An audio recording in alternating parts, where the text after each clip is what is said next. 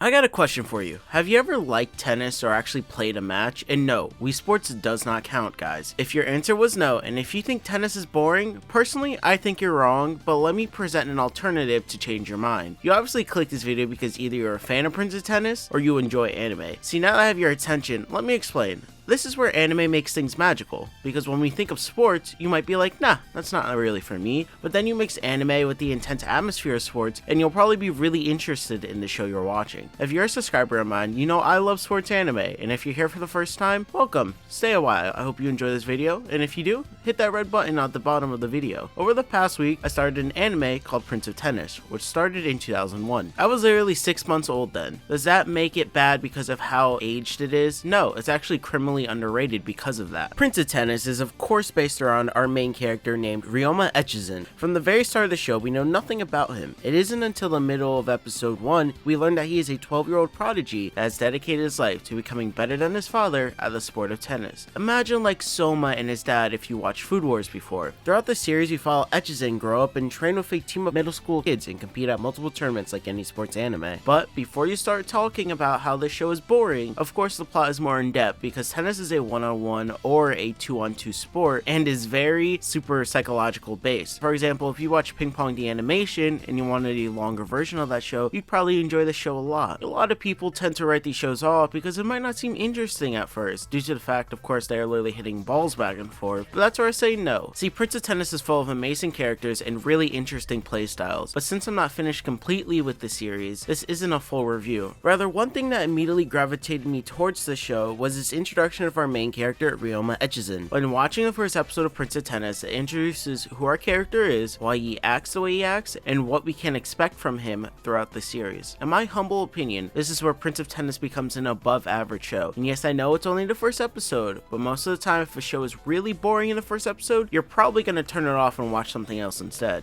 The whole reason I'm even making this video series is because introductions to main characters are as important as its first episodes, and I feel some series do it really well and should get the attention they deserve, so that's why Prince of Tennis is the first episode on our list. So let's start with the first scene our main character is in. It starts off with a snotty high school kid flexing his knowledge of tennis to his friends while on the verge of almost hitting a girl. However, once our main character realizes the obnoxious flexing going on, he goes, "Nee."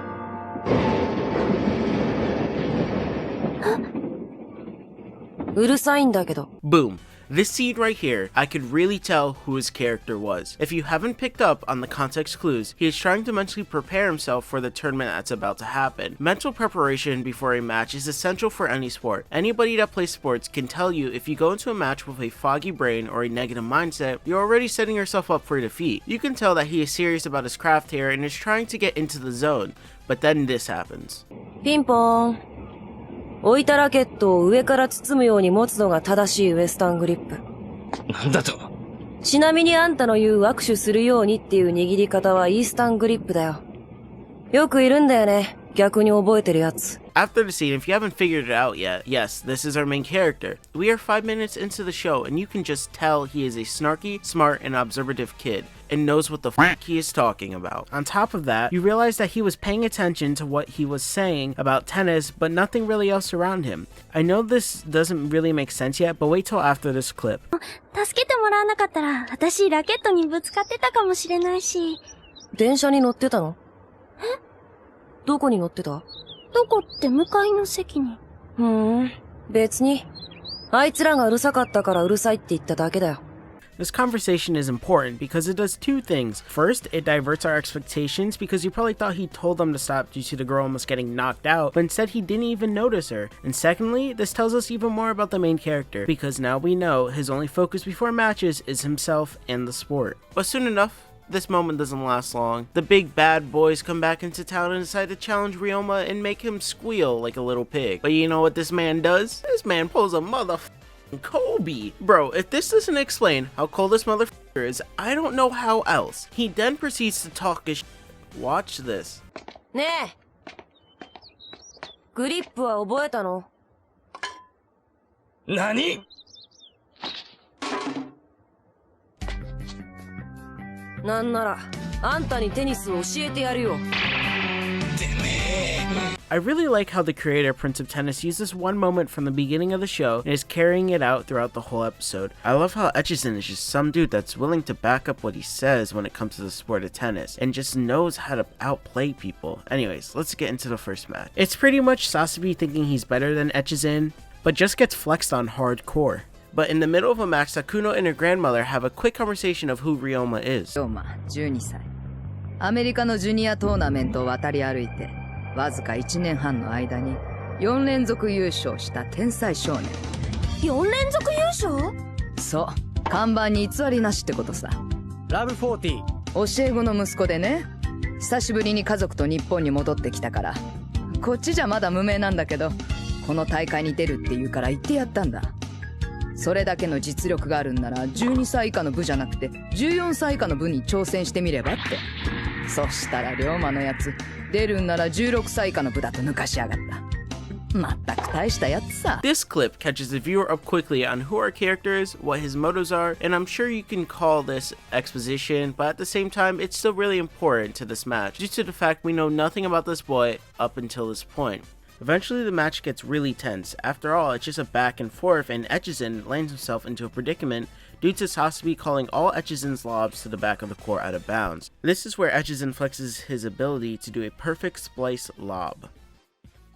This technique is actually pretty hard in practice. I'm sure if you practice this for a year, you can probably get it down, but if you were to go out today and be like, oh yeah, let me just practice this really hard lob at the end of the court, you probably wouldn't be able to do it. However, Echizen is consistently whooping this man's and is talking his shit, which is what we love about this character. But then Sasabi gets so mad he throws the racket at our poor boy.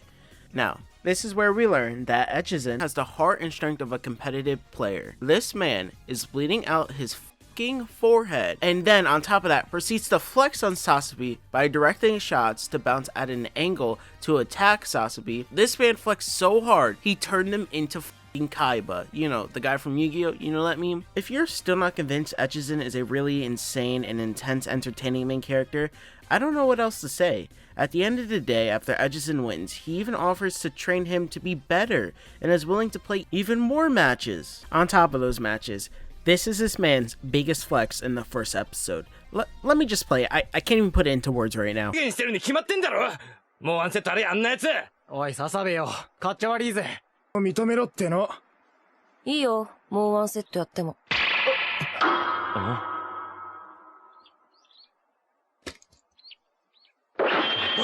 まだわからないのかい？諦めの悪い男だね。何度やってもあんた越前龍馬には勝てないよ。なんだと？奴は左利きだよ。嘘。